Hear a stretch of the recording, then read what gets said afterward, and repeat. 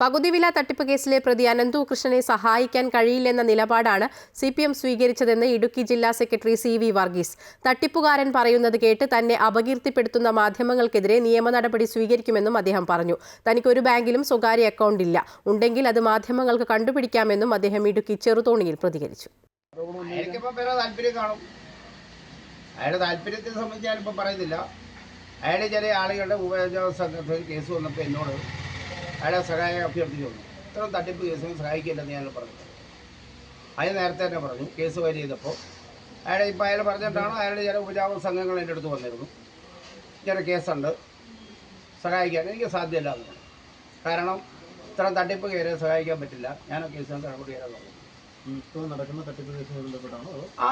ഈ സംഭവത്തിൽ മൂവാറ്റുപുഴ പോലീസ് കേസെടുത്തല്ലോ.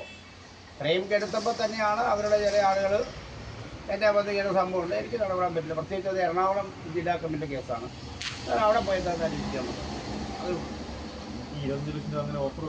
ഞാൻ പറയട്ടെ, എനിക്ക് ആരുടെയും കാശ് മേടിക്കുന്ന കാര്യമില്ലെന്ന് ഞാൻ ഇന്നലെ നിങ്ങൾ മാധ്യമ പ്രവർത്തകർ ചോദിച്ചപ്പോൾ കൃത്യമായി പറഞ്ഞു.